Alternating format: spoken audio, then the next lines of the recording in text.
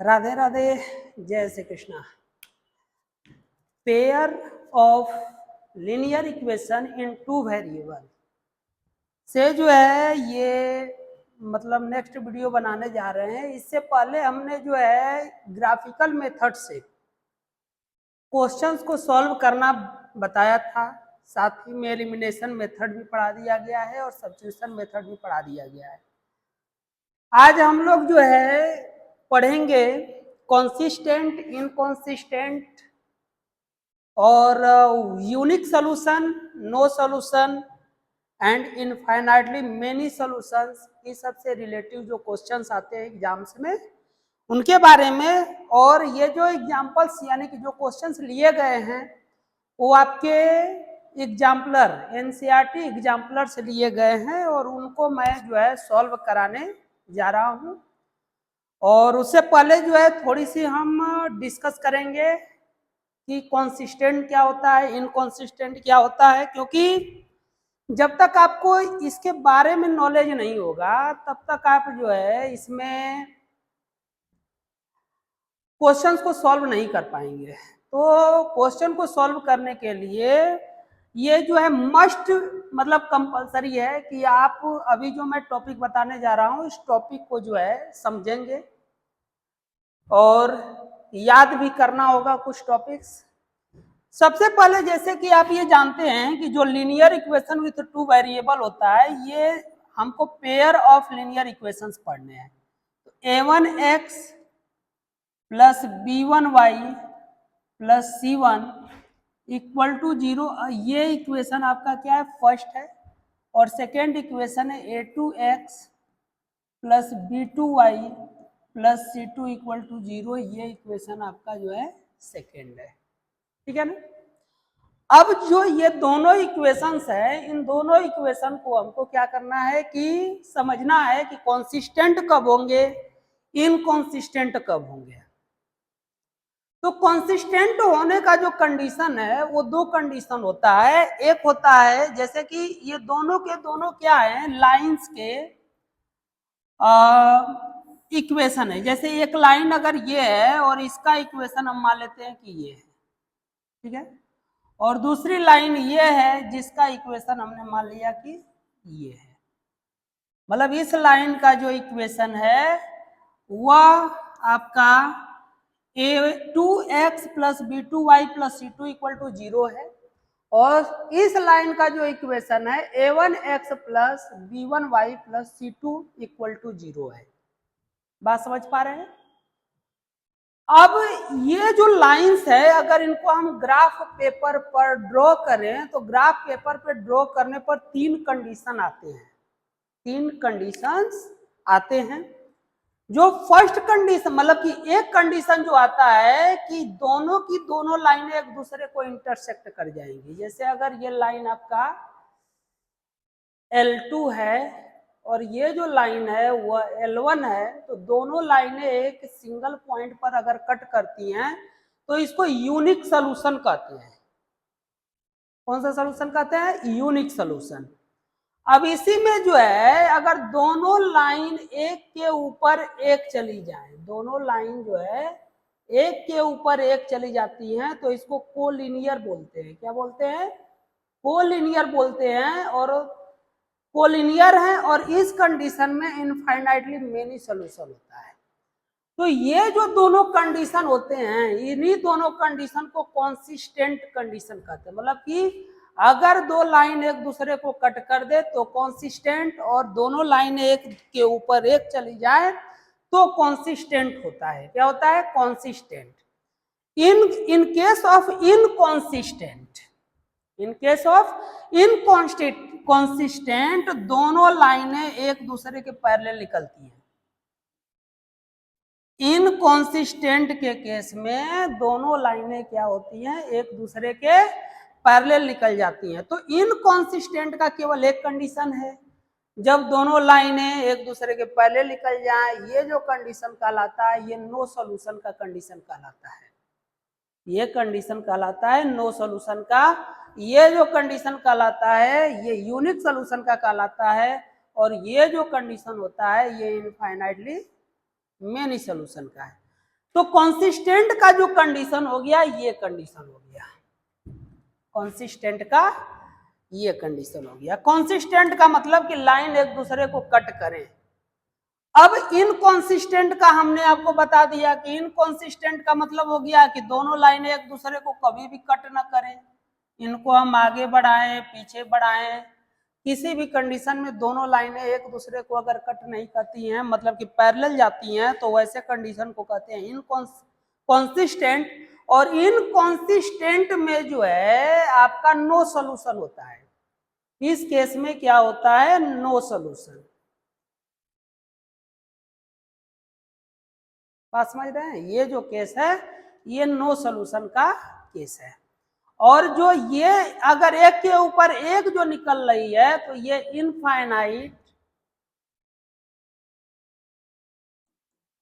Infinite many solution.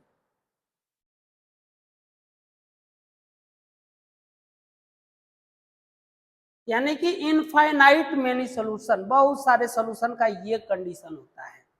और जब दोनों लाइनें जो है एक दूसरे को इंटरसेक्ट कर देती हैं तो ये जो होता है ये कंडीशन होता है यूनिक सॉल्यूशन का। क्या होता है, यूनिक सॉल्यूशन का। अब देखें तो लाइन को मतलब सॉल्यूशन के आधार पे, पेयर ऑफ लीनियर इक्वेशन के सॉल्यूशंस के आधार पे इनमें तीन कंडीशन हमने बताया। हैज ए यूनिक सॉल्यूशन, अगर मान लीजिए आपके पास दो इक्वेशन है a1x plus b1y plus c1 equal to 0 और सेकेंड है a2x प्लस b2y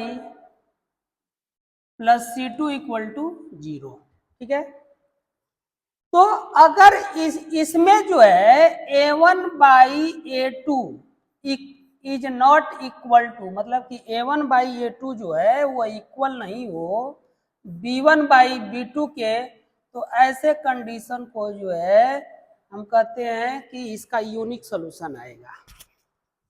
ऐसे कंडीशन में क्या रिजल्ट आएगा, तो यूनिक सॉल्यूशन आएगा। अगर if a1 by a2 is not equal to b1 by b2, for this condition equations have unique solution and lines are intersect to each other, और दोनों लाइनें एक दूसरे को इंटरसेक्ट करेंगी, यानी कि lines are intersect to each other at a single point, at a single point. ये जो सिंगल पॉइंट इसका इंटरसेक्टिंग जो पॉइंट आया वही पॉइंट इसका होता है यूनिक सॉल्यूशन, वही उसका सॉल्यूशन होता है। मतलब जो दोनों इक्वेशन को सेटिस्फाई करता है, जो दोनों इक्वेशन को क्या करता है, सेटिस्फाई करता है।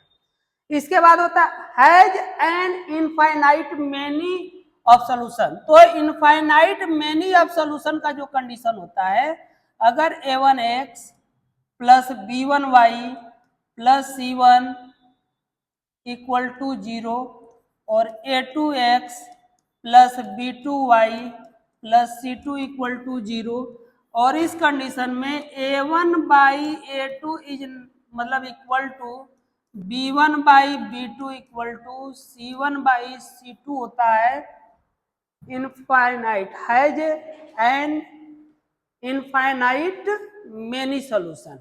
तो इस कंडीशन में जो रिजल्ट आता है वो इनफाइनाइट मेनी सॉल्यूशन का रिजल्ट आता है। a1 by a2 equal to b1 by b2 equal to c1 by c2 अगर आ जाए तो ऐसे कंडीशन में आपका इनफाइनाइटली मेनी सॉल्यूशन आता है। और इस कंडीशन में दोनों की दोनों लाइनें एक के ऊपर एक जाती हैं, कोलिनियर होती हैं। क्या होती हैं, कोलिनियर। इसके बाद जो थर्ड कंडीशन है वह है जो नो सॉल्यूशन का है।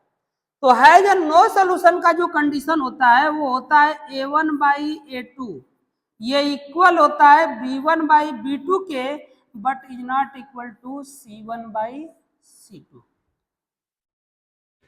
तो इस कंडीशन में जो है जो नो सॉल्यूशन, यानी कि इस कंडीशन में कोई भी सॉल्यूशन आपका नहीं आता है।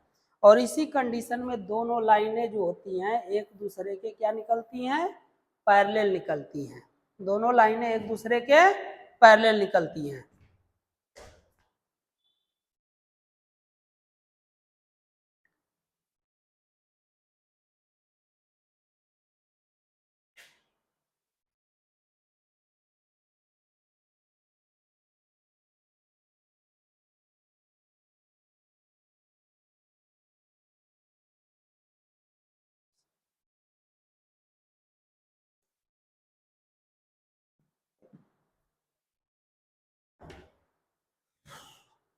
इसके बाद अब चलते हैं क्वेश्चंस पे। ये नोट कर लेंगे, ये दोनों कंडीशन है कॉन्सिस्टेंट के,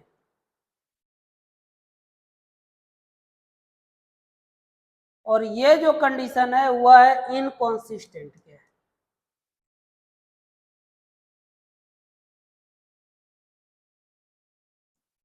ठीक है,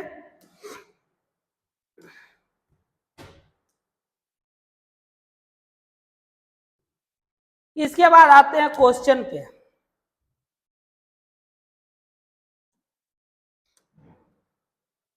जैसे कि यहाँ पे जो आपका फर्स्ट क्वेश्चन दिया हुआ है कि graphical the pair of equation, ये आपके दो पेयर ऑफ इक्वेशन है, एक है 6x minus 3y plus 10 equal to 0, और सेकेंड है 2x minus y plus 9 equal to 0।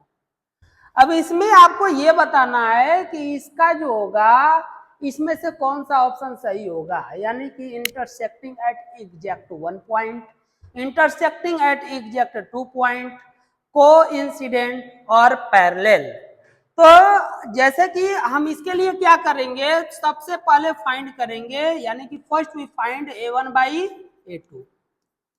Value of a1 is 6 and value of a2 is 2, 6 cancel by 2 equal to 3 by 1, a1 by a2 equal to 3 by 1। Similarly b1 by b2 equal to minus 3 by minus 1, minus cancel by minus, it means 3 by 1। This is your equation second. Similarly c1 by c2, c1 equal to 10 by 9, ये equation आपका third. तो equation first second third से क्या clear होता है, it is clear from equation first second and third a1 by a2 is equal to b1 by b2, but it does not equal to c1 by c2। मतलब कि a1 by a2 जो है b1 by b2 के equal है, लेकिन C1 by C2 के equal नहीं है। तो ये जो कंडीशन था किसका कंडीशन था, तो इस कंडीशन में हैज अ नो सॉल्यूशन आता है। क्या आता है, हैज अ नो सॉल्यूशन, मतलब कि जो लाइन जाएंगी वो एक दूसरे के क्या जाएंगी, पैरेलल जाएंगी, एक दूसरे को इंटरसेक्ट नहीं करेंगी। तो इसमें जो आपका सही ऑप्शन होगा वह क्या होगा, पैरेलल होगा।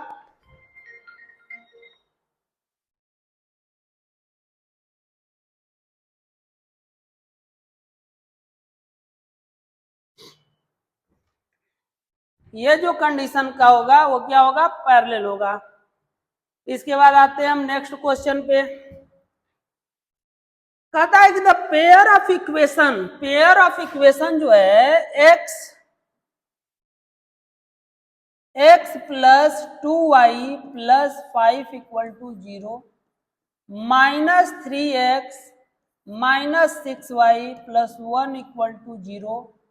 अब ये कंडीशन में बताना है कि इसमें क्या होगा, यूनिक सोल्यूशन होगा कि इनफाइनाइटली मेनी सोल्यूशन होगा या नो सोल्यूशन होगा। तो first we find a1 by a2, a1 equal to 1 and a2 is equal to minus 3, it means minus 1 by 3, equation first.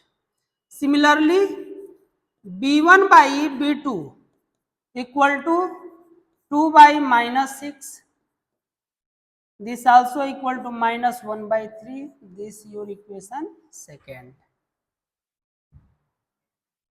Similarly c1 by c2 is equal to c1 5 by 1, equation third.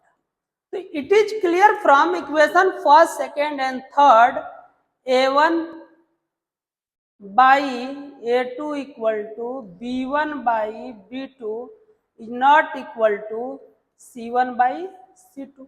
और ये किसका condition है, no solution का, ये किसका condition है? जब line दोनों पैरेलल जाती हैं तो वो कंडीशन है, और इस कंडीशन में जो होता है कोई भी सॉल्यूशन नहीं आता है, तो इसका जो रिजल्ट होगा वो क्या होगा? No solution. क्या होगा? No solution. नेक्स्ट क्वेश्चन,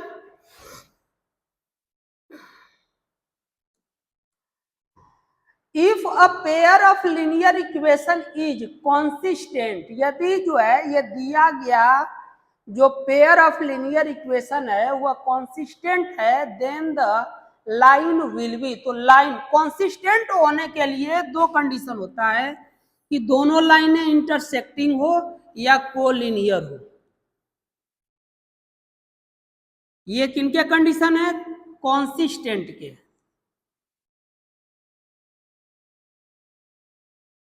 किसका कंडीशन है? कॉन्सिस्टेंट के। और इनकॉन्सिस्टेंट का जो कंडीशन है वो लाइन क्या होनी चाहिए? पैरेलल होनी चाहिए। अब यहाँ पे कॉन्सिस्टेंट के लिए पूछ रहा है कौन सा, तो पैरेलल तो इनकॉन्सिस्टेंट का, ये किसका कंडीशन है? इनकॉन्सिस्टेंट।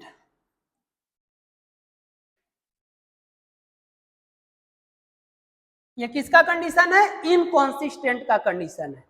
ये ऑलवेज कांस्टेंट मतलब कॉन्सिस्टेंट कॉन्सिडेंट, तो ऑलवेज जो है कोइंसिडेंट नहीं होता है, मतलब कि हमेशा जो है वो क्या कोइंसिडेंट होगा या कोलिनियर होगा, दोनों कंडीशन होते हैं, इंटरसेक्टिंग और कोइंसिडेंट।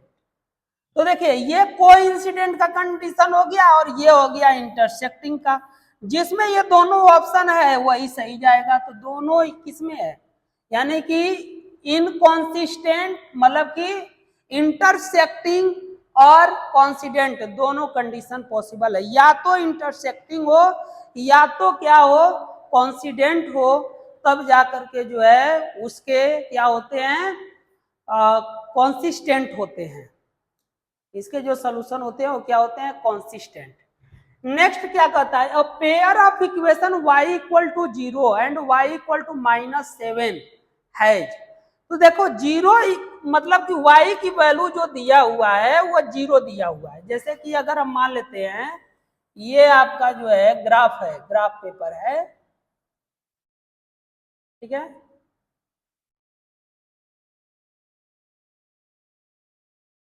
ये क्या है? ग्राफ पेपर है।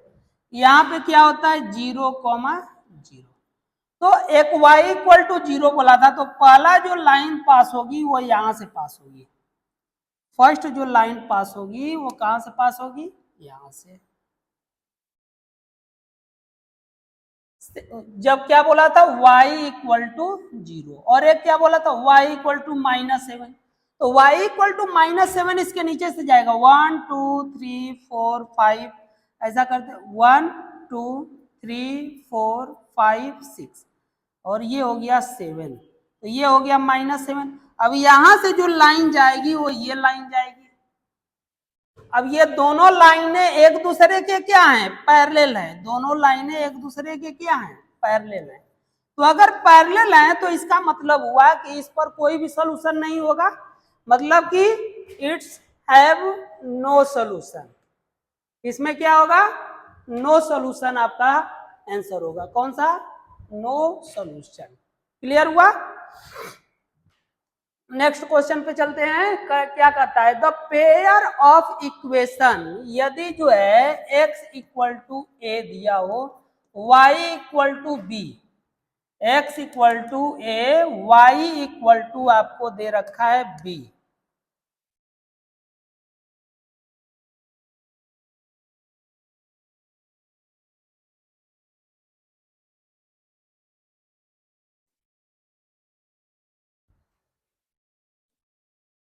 x equal to a and y equal to B.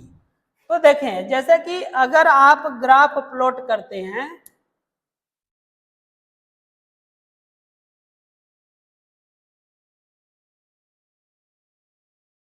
Graph plot करते हैं, जैसे ये लाइन हो गई, ये जो हो गया 0, क्या हुआ? 0। तो x equal to a means हो गया x एक्सिस पर कोई एक दूरी है a, तो मान लेते हैं कि ये दूरी है आपका a, यहां से एक लाइन पास हो रही है इस तरीके से, क्लियर। और सेकेंड जो बोल रहा है y इक्वल टू बी, तो b जो है कहीं ऊपर से कहीं पर मान लीजिए ये जो डिस्टेंस है वह b है और ये जो डिस्टेंस है वो कितना है a। तो यहां से एक लाइन ऐसे पास हो रही है, तो दोनों की दोनों लाइनें एक दूसरे को इंटरसेक्ट कहां पे कर रही, तो x एक्सिस पर दूरी a, y एक्सिस पे दूरी क्या है b। तो a, b की डिस्टेंस पर जो है दोनों एक दूसरे को, मतलब कि दोनों का इंटरसेक्टिंग पॉइंट जो है क्या है a, b है, क्या है a, b। तो अब जो है उस क्वेश्चन पे चलते हैं जरा। ये था आपका, इसमें क्या बोल रखा है,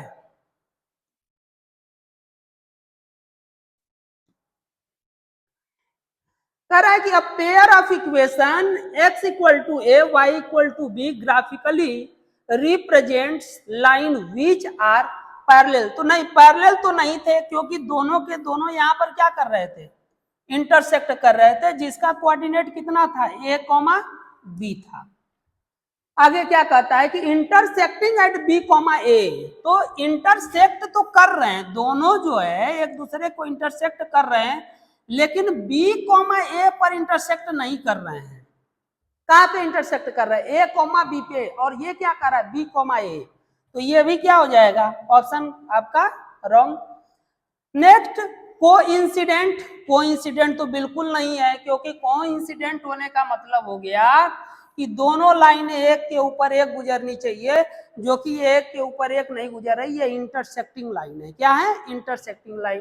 तो ये भी ऑप्शन आपका रॉन्ग हो गया। नेक्स्ट जो बचता है, इंटरसेक्टिंग एट a, b, तो दोनों एक दूसरे को कहां पर इंटरसेक्ट कर रही हैं, a, b पर इंटरसेक्ट कर रही हैं, तो इसका जो रिजल्ट हो जाएगा वह क्या हो जाएगा, a, b हो जाएगा। क्लियर है। चलते हैं नेक्स्ट क्वेश्चन पे। क्या कहता है कि for what value of k, की किस वैल्यू के लिए 3x minus y plus 8 equal to 0 and 6x minus k y, और ये -16 है, इसको इस साइड ट्रांसफर कर दोगे तो क्या हो जाएगा, +16 हो जाएगा। ऐसा क्यों किए, क्योंकि इनका जो स्टैंडर्ड इक्वेशन जो होता है वह होता है a1x plus b1y plus c1 equal to 0 होता है, ये टर्म होता है ax plus by plus c equal to 0। ये आपका 2 वेरिएबल लीनियर इक्वेशन का एक इक्वेशन है, जो जनरल इक्वेशन कह सकते हैं। तो जो -16 उस साइड ट्रांसफर किया था, इसको इस साइड ट्रांसफर करके जनरल इक्वेशन में इसको क्या कर लिया, चेंज कर लिया। अब ये कह रहा है कि फॉर व्हाट वैल्यू ऑफ के की कौन सी वैल्यू के लिए जो है ये कोइंसिडेंट लाइंस होंगी। तो कोइंसिडेंट का मतलब हो गया कि दोनों की दोनों लाइनें एक के ऊपर एक जाएं, दोनों की दोनों लाइनें एक के ऊपर एक जाएं। इनफाइनाइटली मेनी सॉल्यूशन का जो कंडीशन होता है वो a1 by a2 equal to b1 by b2 equal to c1 by c2 होता है। इनफाइनाइटली मेनी सॉल्यूशन का जो कंडीशन है, हमने स्टार्टिंग में आपको बता दिया था, वह क्या होता है, a1 by a2 equal to b1 by b2 equal to c1 by c2। ये किसके लिए है, तो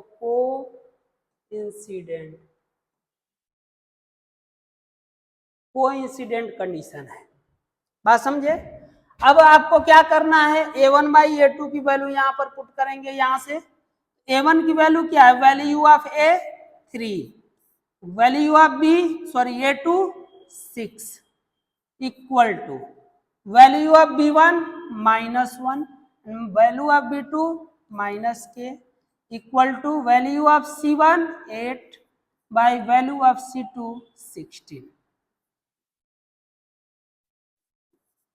1/2 equal to 1/k equal to 1/2। तो किसी भी एक कंडीशन को इसमें से लेंगे और k की वैल्यू फाइंड कर लेंगे। तो वैल्यू जो k की आएगी क्रॉस मल्टीप्लाई करेंगे, ये यहाँ जाएगा, ये यहाँ जाएगा, तो k इक्वल टू क्या आ गया 2। तो पॉसिबल वैल्यू ऑफ के जो होगी वो 2 होगी। इसका आंसर जो होगा वो कितना होगा? 2 होगा। आंसर 2। समझ में आ रहा? चलते हैं आगे नेक्स्ट क्वेश्चन पे। नेक्स्ट क्वेश्चन क्या कहता है कि if the lines given by, जो लाइन दी गई है वो 3x plus 2ky equal to 2 दिया हुआ है, तो इसको भी स्टैंडर्ड फॉर्म में चेंज कर लेंगे, मतलब जनरल इक्वेशन में लिखेंगे तो ये आपका इक्वल टू क्या हो जाएगा? 0। और ये आपको जनरल इक्वेशन के फॉर्म में दिया हुआ है 2x plus 5y plus 1 equal to 0। अब ये क्या कह रहा है कि are parallel then find the value. ये पैरेलल हैं तो इसमें के की वैल्यू फाइंड करनी है। पैरेलल का मतलब हो गया कि हैज नो सॉल्यूशन, और हैज नो सॉल्यूशन का जो कंडीशन है a1 by a2 equal to b1 by b2 but is not equal to या does not equal to c1 by c2 होना चाहिए। किसके लिए? या तो बोले नो सॉल्यूशन, और या तो कहें कि इसमें जो लाइन मिलेगी वो पैरेलल मिलेगी। क्या मिलेगी? पैरेलल। इस तरीके से बात समझ पा रहे हैं? यह कंडीशन स्टार्टिंग में ही हमने लिखाया हुआ है ना। तो a1 की वैल्यू क्या है? 3, तो 3 यहाँ पे पुट करोगे। बाई a2 की वैल्यू कितना है बच्चा? 2 equal to b1 2k by 5 is not equal to होना चाहिए c1 यानी कि -2 बाई 1। तो सबसे पहले यहां से आप सॉल्व करेंगे, के की वैल्यू फाइंड करेंगे, तो के की वैल्यू ऑफ के जो हो जाएगी वह 15 बाई 4 होगी। वैल्यू ऑफ के क्या होगी? 15 बाई 4। और क्या नहीं होनी चाहिए? तो k is not equal to minus यानी कि 2 ये कैंसिल -5। के की वैल्यू 5 नहीं होनी चाहिए, और होनी भी चाहिए तो क्या होनी चाहिए? 15 बाई 4। तो इसका जो रिजल्ट होगा वो 15 बाई 4 होगा। क्या होगा? 15 बाई 4। नेक्स्ट क्वेश्चन समझेंगे ध्यान से, मतलब कि अपने आप को फोकस किए रहिए। काफी शानदार चैप्टर है, आसान है। नंबर ज्ञान करने के लिए तो काफी अच्छा चैप्टर है। नंबर आप इस चैप्टर से बहुत ही अच्छा ज्ञान कर सकते हैं, क्योंकि इसके जो क्वेश्चंस हैं काफी सिमिलर क्वेश्चंस हैं। चलिए आगे चलते हैं। क्या कहता है कि the value of C for which, C के किस वैल्यू के लिए ये जो इक्वेशन दिया हुआ है cx minus y equal to 2 and 6x minus 2y equal to 3 will have infinitely many solution. तो पहले इनको जनरल फॉर्म में रखेंगे, तो cx minus y minus 2 equal to 0, और यहां से आपको मिलेगा 6x minus 2y minus 3 equal to 0। समझ पा रहे हैं? अब यहां से जो आपका रिजल्ट यहां से जो बनता है, मतलब कि अब इसमें कह रहा है कि इनफाइनाइटली मेनी सॉल्यूशन, यानी कि सी के कौन सी वैल्यू के लिए इसका infinitely many solution. Many solution का जो कंडीशन होता है a1 by a2 equal to b1 by b2 equal to c1 by c2 होता है। इनफाइनाइटली मेनी सॉल्यूशन का जो है ये किसका है? तो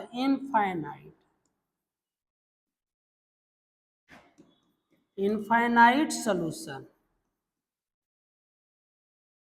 इनफाइनाइट सॉल्यूशन कब होता है? जब दोनों लाइनें एक के ऊपर एक ऐसे पास होती हैं तो इनफाइनाइट मेनी सॉल्यूशन होता है। अब इनफाइनाइट सॉल्यूशन के केस में अब ये वैल्यू, अब इसमें जो है हम a1 a2 b1 b2 c1 c2 की वैल्यू को पुट करेंगे, तो a1 की वैल्यू यहाँ पे कितना है? c है, तो c by value of a2 6, तो c by 6 equal to -1 by 2 equal to -2 by -3, minus cancel by cancel, ये आपका। तो c by 6 equal to 1 by 2, ये जो है 2 बाई 3 तो ऐसे ही यहाँ पर इक्वल नहीं हुआ, तो c की ऐसी कोई भी वैल्यू पॉसिबल नहीं है जिसके लिए यह जो है infinite solution they.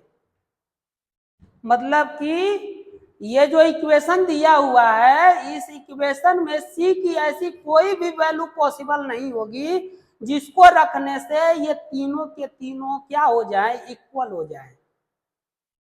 Value of c is not possible for which this, मतलब कि this by this equal to this by this equal to this by this, यानी कि ये मतलब कि ये जो है इसके इक्वल और ये जो है इसके इक्वल हो जाए, ऐसी कोई भी वैल्यू सी की नहीं है जिसको रख दें।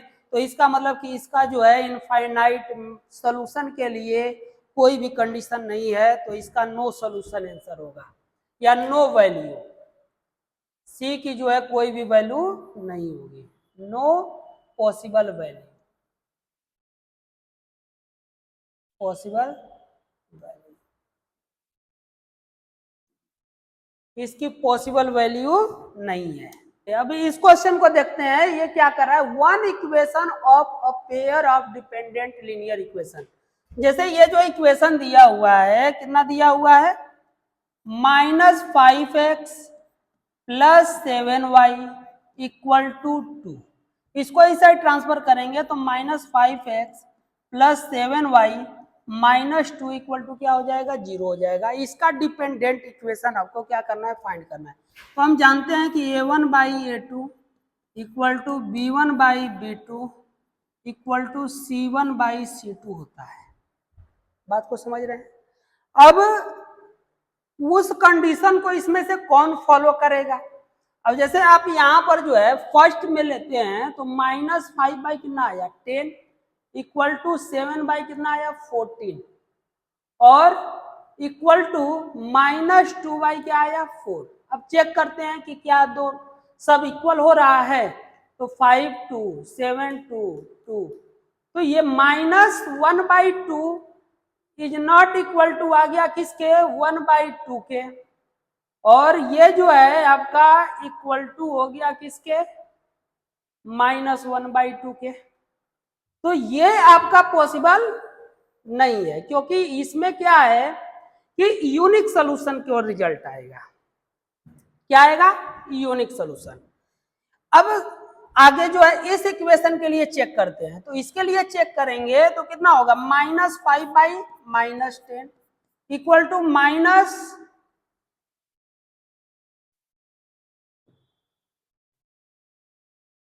+7 बाई -14 और इक्वल टू -2 बाई 4। अब यहां पर भी आप ये देखेंगे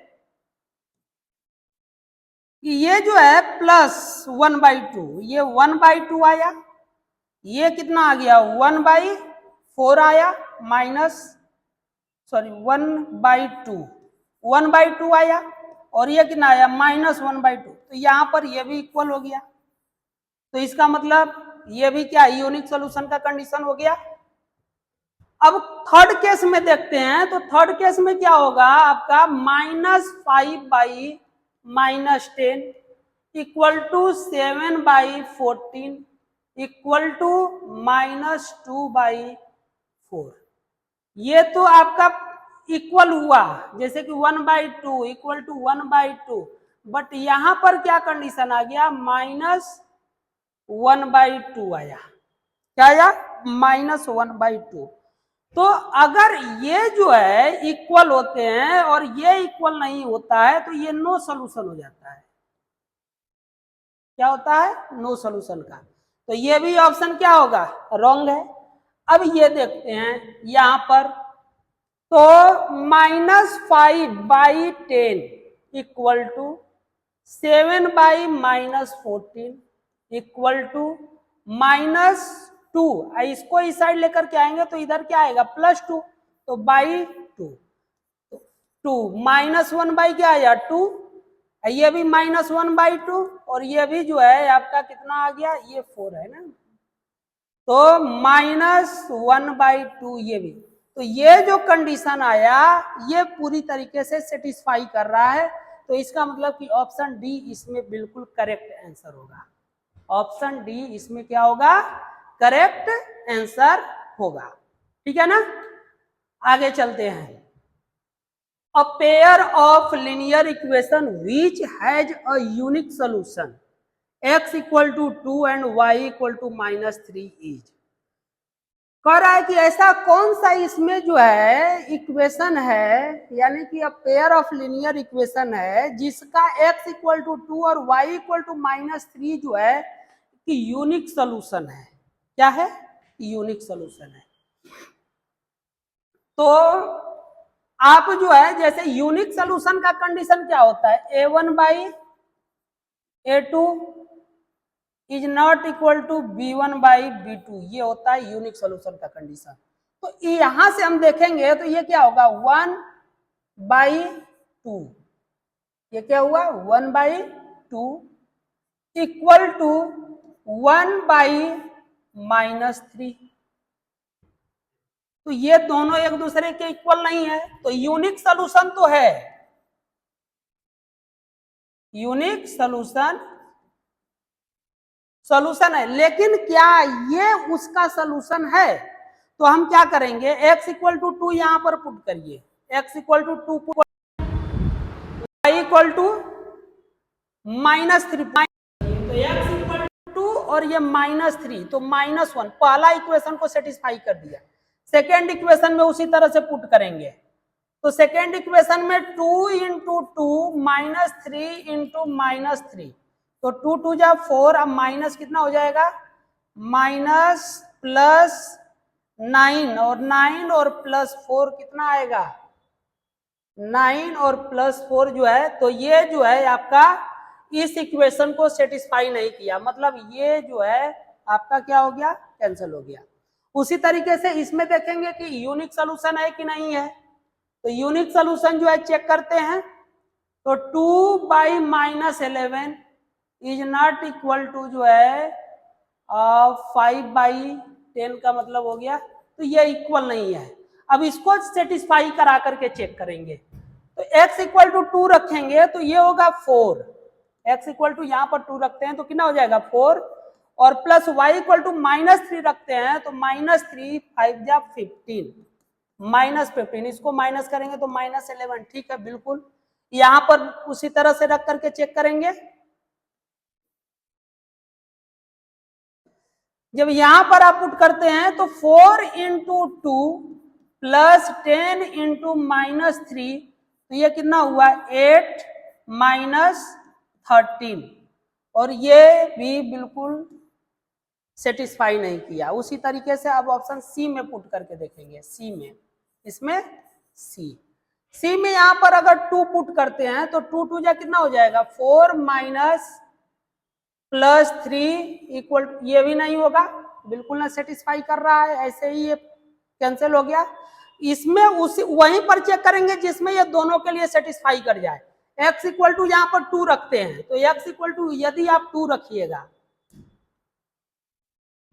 अब जो है ऑप्शन डी में x equal to 2, y equal to 4 into -3, ये कितना आपका आएगा, तो 2 प्लस 12 इक्वल टू आपका क्या हो गया 14, और ये -14 को इस साइड ट्रांसफर करेंगे तो ये आपका 14 हो जाएगा, यानी कि यहाँ पर सेटिस्फाई कर रहा है। क्या कर रहा है, अच्छा ऐसे देखिए, -14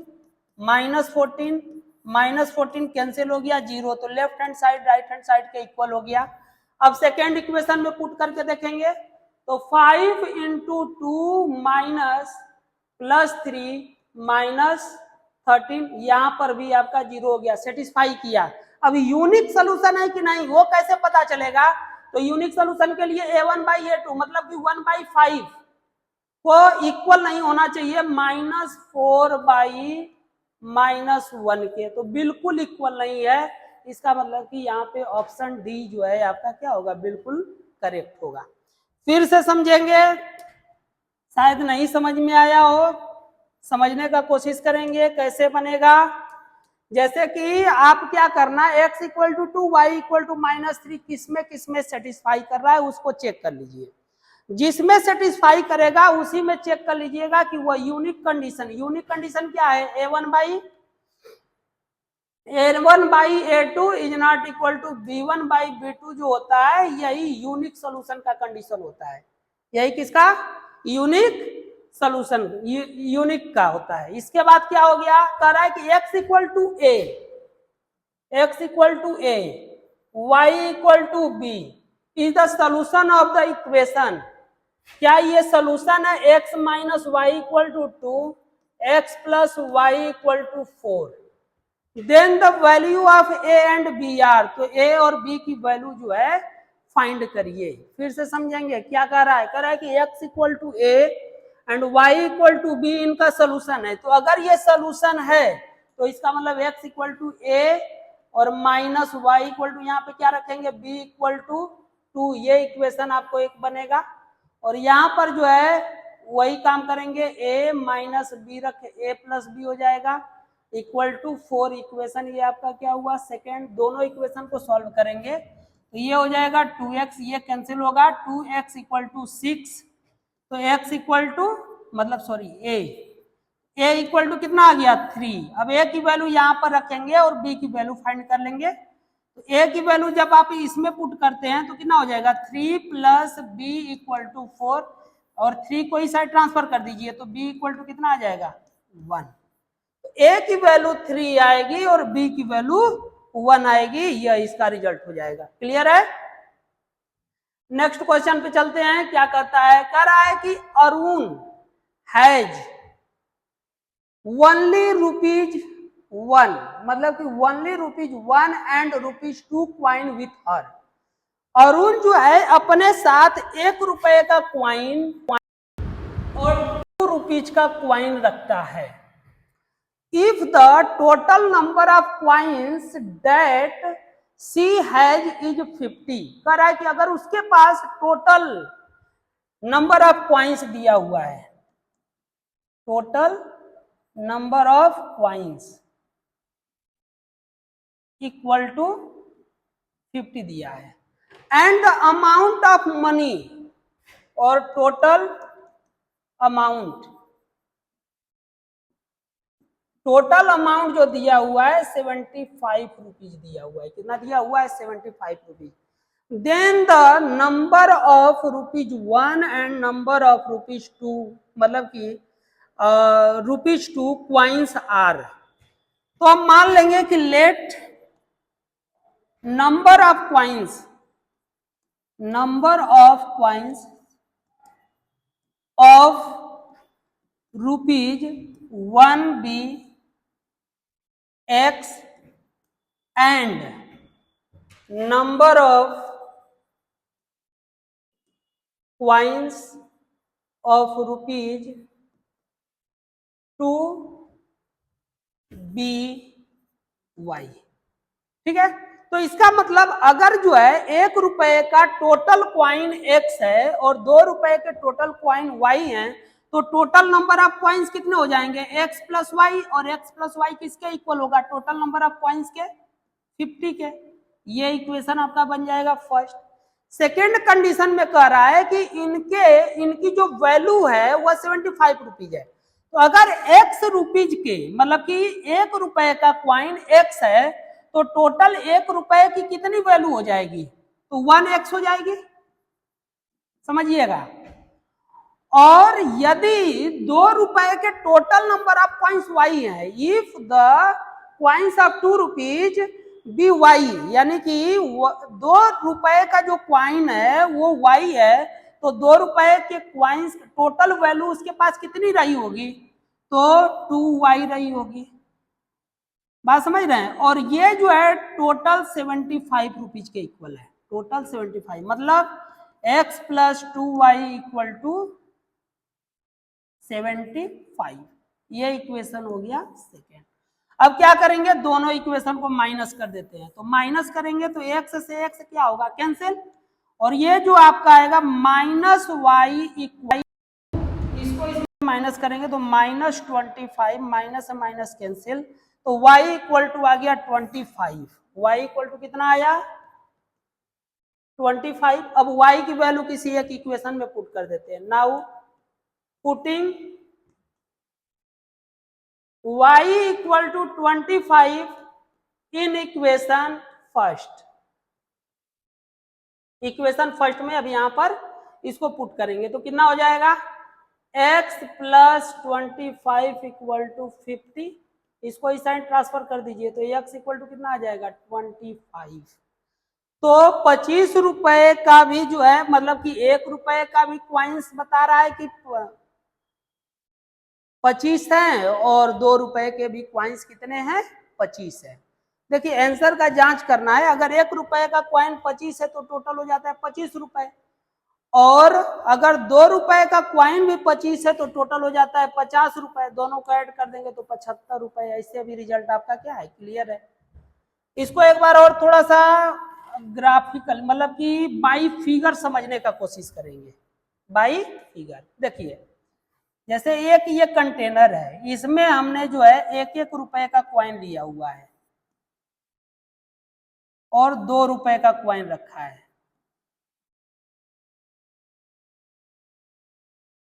अब कह रहा है ये गुल्लक है मान लीजिए, है ना। अब ये क्या कह रहा है कि इसमें टोटल 75 रुपए हैं, टोटल जो रुपया है 75 रुपीज है, टोटल इसमें जो रुपीज आते हैं 75, और कह रहा है कि टोटल नंबर ऑफ क्वाइंस है 50। तो अगर 1 रुपए का क्वाइन हम x मान ले और 2 रुपए के क्वाइंस को y माने तो टोटल नंबर ऑफ क्वाइंस कितने हो जाएंगे 50 हो जाएंगे। बात समझ में आ रहा है। अब ये कह रहा है तो 1 रुपए का टोटल कितना रुपया उसमें हुआ, तो अगर 1 रुपए का x मतलब 1 रुपीज का x क्वाइन है तो 1 रुपीज के टोटल वैल्यू कितनी होगी, x ही होगी, और y रुपीज के मतलब कि 2 रुपीज के टोटल y क्वाइंस है तो 2 रुपीज की टोटल वैल्यू कितनी है y, यानी कि 2y, और ये कह रहा है कि ये टोटल 75 के क्या है इक्वल है। अब ये आपका जो है 2 वेरिएबल लीनियर इक्वेशन का पेयर तैयार हुआ। अब इस पेयर को सॉल्व कर दीजिएगा, x और y की वैल्यू निकाल लेंगे, जो आएगा वही क्या हो जाएगा, रिजल्ट हो जाएगा। समझ पा रहे हैं। आगे क्या कहता है, कहता है कि अब father's age is 6 time his son age. तो हम पहले जो है मान लेंगे कि let the age of son be x and the age of father be y। हमने माना कि जो बेटा है उसकी जो एज है वह x है और जो पिता हैं उनकी जो एज है वो कितनी है y है। अब अकॉर्डिंग टू क्वेश्चन क्या कहता है कि फादर एज इज 6 टाइम, जो फादर की एज है, जो फादर है यानी कि जो फादर की एज है उसको कह रहा है कि वो 6 टाइम एज ऑफ सन के, एज ऑफ सन के। तो अगर आपने जो है एज ऑफ सन माना है x और एज ऑफ सन माना मतलब फादर जो है y, तो ये कितना हो जाएगा y इक्वल टू 6x, मतलब कि y minus 6x equal to 0। Equation ये क्या हो जाएगा, फर्स्ट हो जाएगा, या वही इक्वेशन आप फर्स्ट रहने दीजिए। ये इक्वेशन कितना हो गया, फर्स्ट। अब आगे क्या बोलता है, विल बी क्या कर रहा है कि the father age is 6 time his son age. फिर क्या कर रहा है कि 4 ईयर हेंस, यानी कि 4 साल बाद, 4 साल बाद तो पहले निकाल लेंगे एज, यानी कि 4 ईयर हेंस,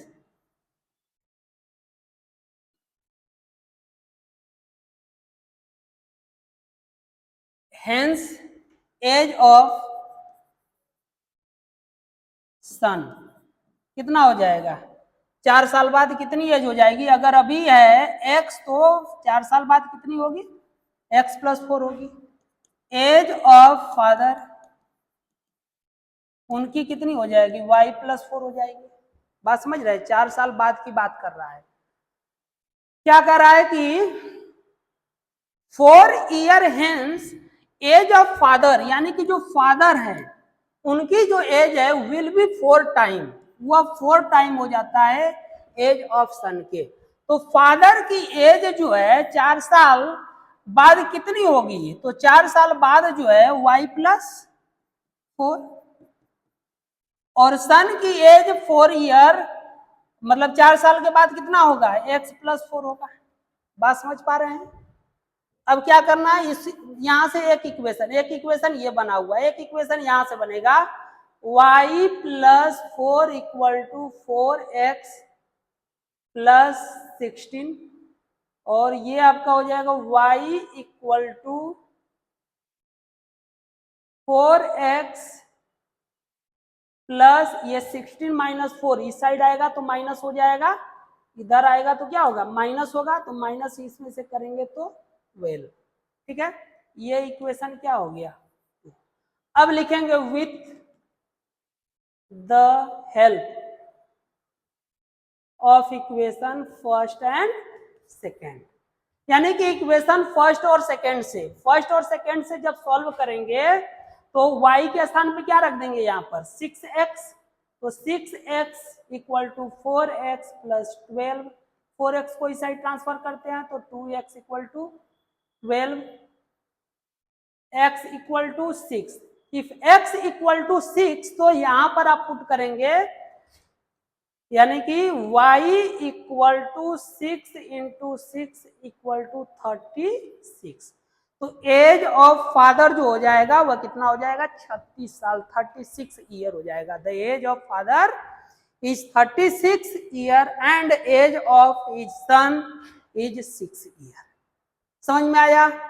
आई होप कि मैंने आपको जो भी पढ़ाया वो बिल्कुल समझ में आया होगा, और मैंने भरसक कोशिश किया, यानी कि पूरा कोशिश किया कि जितने भी इसमें टॉपिक्स हैं उन टॉपिक्स को लेते हुए आपको रिवाइंड कराते हुए जो है क्वेश्चंस को सॉल्व कराया।